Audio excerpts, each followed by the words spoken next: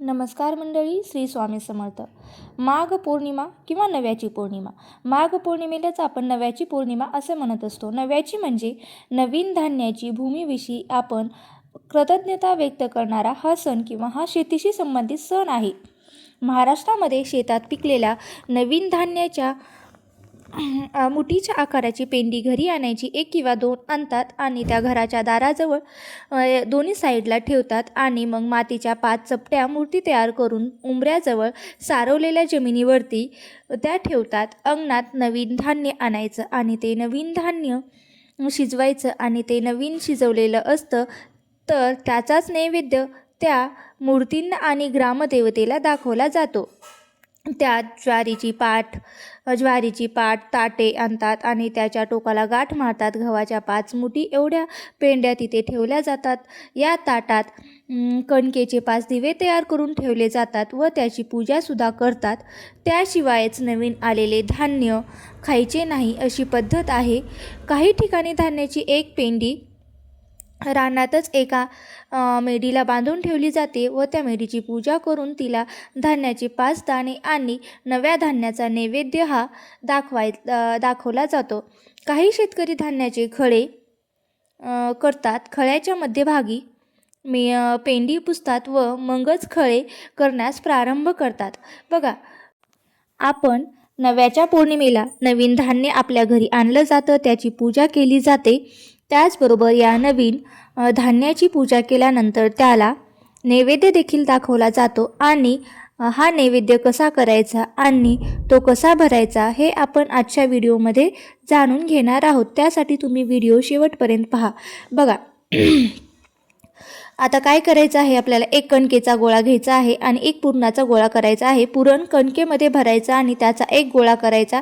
अशी आपल्याला 5 आवळे बनवून घ्यायचे असतात. त्यासोबतच आपल्याला 5 गोळे हे करायचे असतात. तर अशीच कणकीचे छोटे 5 गोळे घ्यायचे. त्याच्यामध्ये 5 गोळ्यामध्ये पुरण भरायचं आणि त्याचे छोटी छोटी बोरं करून घ्यायची. तसेच आपल्याला 5 कानवले करायचे आहेत. तर त्याच्यासाठी आपल्याला 5 छोट्या छोट्या पुरीसारख्या आकाराच्या चपात्या करून घ्यायच्या आणि त्यामध्ये पुरण भरायचे आणि त्याचे कानवल्याचा आकार घ्यायचा आणि म्हणजे त्याचे 5 कानवले करायचे. आता हे करून घ्यायचे. आता काही ठिकाणी हे पदार्थ तळले जातात तर काही ठिकाणी हे फक्त भाजले जातात, तव्यावर भाजले जातात. जशी तुमच्याकडे पद्धत आहे तसे तुम्ही करू शकता. त्याचबरोबर 5 ते पोळ्या आणि 5 पिठाच्या पोळ्या बनवायचे आहेत आणि सगळ्यात महत्त्वाची गोष्ट म्हणजे 5 कणकेचे दिवे बनवायचे. तेव्हा उकडून घ्यायचे आणि दिवे मात्र उकडून घ्यायचे आणि यांनीच आज चंद्राला ओवाळायचं असतं. प्रत्येक एका वर्षामध्ये 12 अमावस्या असतात. एका वर्षामध्ये 12 अमावस्या असतात आणि 12 पौर्णिमा येत असतात.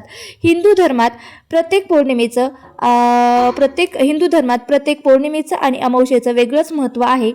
प्रत्येक पौर्णिमेला आपण असं वैशिष्ट्य असतं, या वर्षातील दुसरी पौर्णिमा म्हणजे माघ पौर्णिमा किंवा नव्याची पौर्णिमा.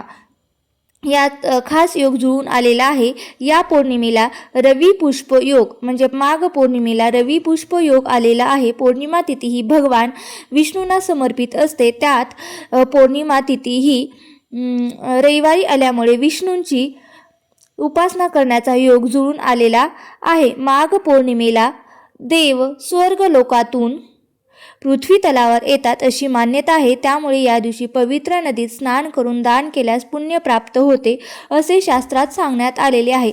पंचांगानुसार माघ पौर्णिमा तिथी ही 1 फेब्रुवारी 2026ला सकाळी 5:53 ते 5:53 ते 2 फेब्रुवारी 2026ला रात्री 3:39 आहे.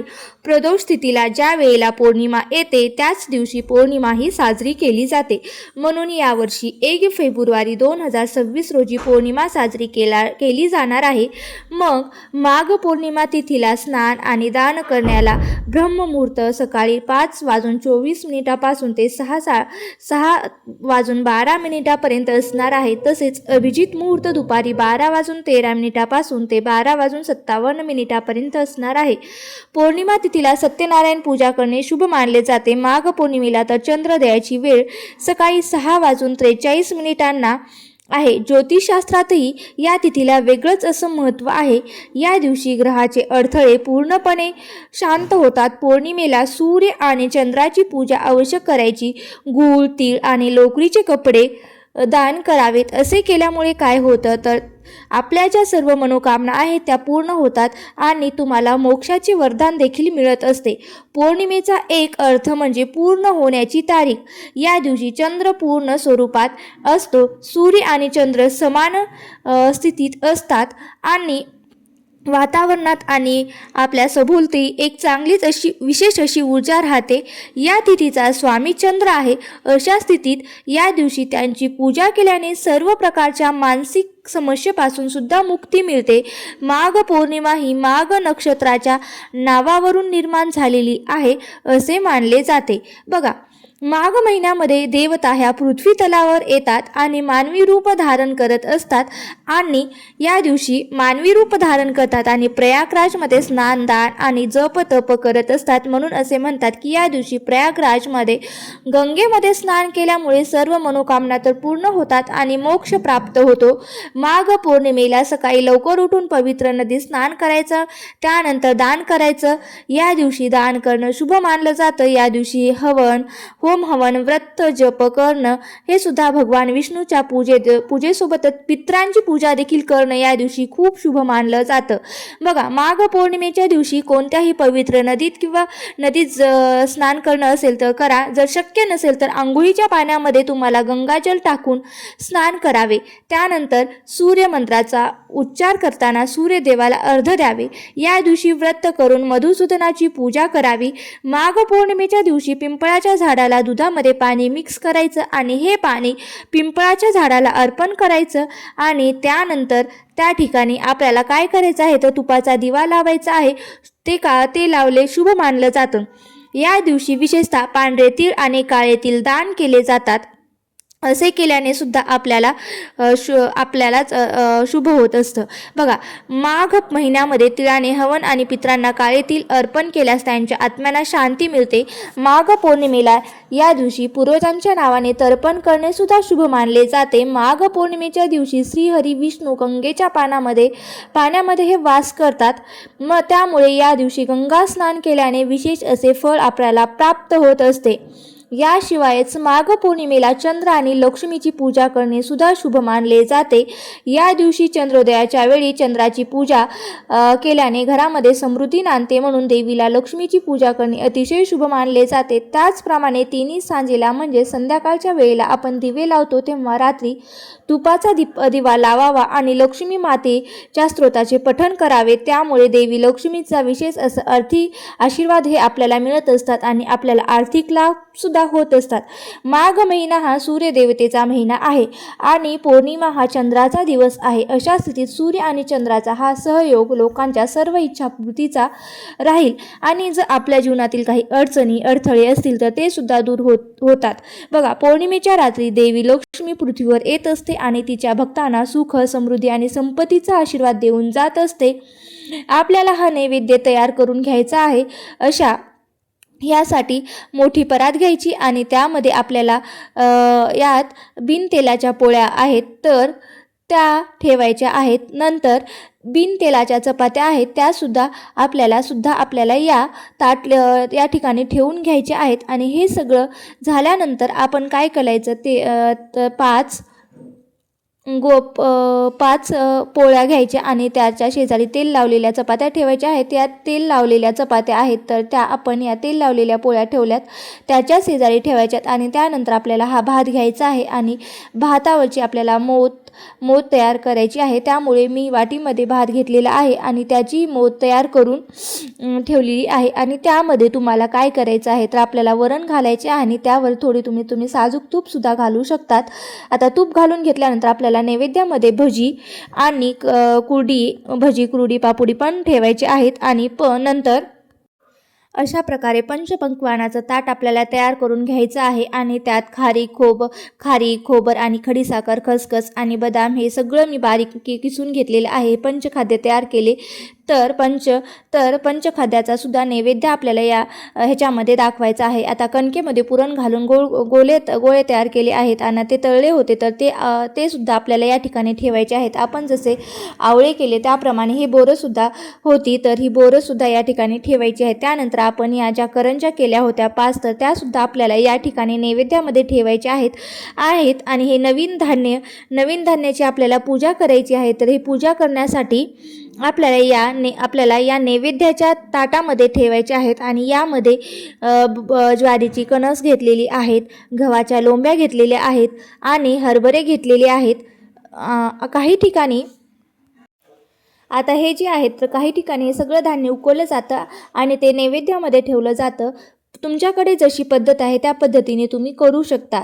त्यानंतर आपण जे दिवे ठेवलेले आहेत यानंतर आपल्याला त्या दिव्यामध्ये तेल घालायचं आहे, किंवा जर तुम्ही तूप घालायचं असेल तर तुम्ही तूपसुद्धा घालू शकता। बघा, जशी तुमची इच्छा असेल तसं तुम्ही करून घ्यायचं। बघा, आता तेल घातल्यानंतर आपल्याला यामध्ये वाती घालायच्या आहेत। वाती ह्या जोड वाती घ्यायच्या आहेत, म्हणजे 2 वाती एकत्र करायच्या आणि त्या 2 वातीची एक वात करायची आणि ही वात आपल्याला यामध्ये घालायची आहे। तर अशा प्रकारे आपल्याला हा नैवेद्य भरून झालेला आहे। आता आपल्याला पूजा करायची आहे। पूजेला सुरुवात करण्याआधी आपल्याला काय करायचं आहे, तर सगळ्यात आधी प्रथम आपल्याला गणपती बाप्पांची पूजा करायची आहे। कारण आपण कोणतेही शुभ कार्य करत असतो तेव्हा गणपती बाप्पाची पूजा ही आवर्जून करत असतो, म्हणून पहिले हे गणपती बाप्पांची पूजा करायची आहे।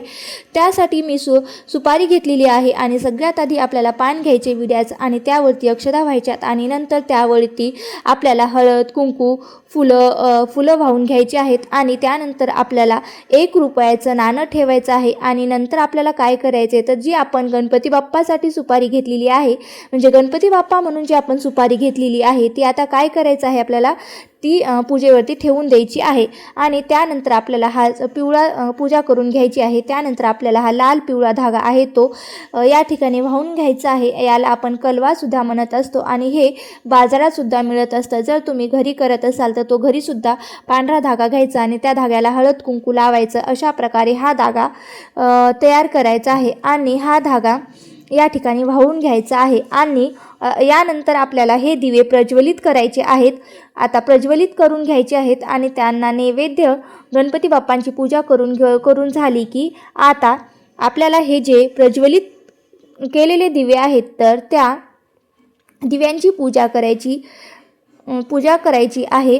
दिव्यांना हळद, कुंकू, अक्षता व्हायच्या आहेत आणि घंटी वाजवायची, देवाची ओटी भरायची आणि त्यानंतर आपण हे जे दिवे प्रज्वलित केलेत तर त्या दिव्यांना आपल्याला दिव्यांना ओवाळायचं। दिव्यांना ओवाळताना देवांना प्रार्थना करायची की माझ्याकडून जर काही चूक झाली असेल तर मला क्षमा करा, किंवा आपण क्षमा प्रार्थना स्तोत्र म्हटलं तरीही चालतं।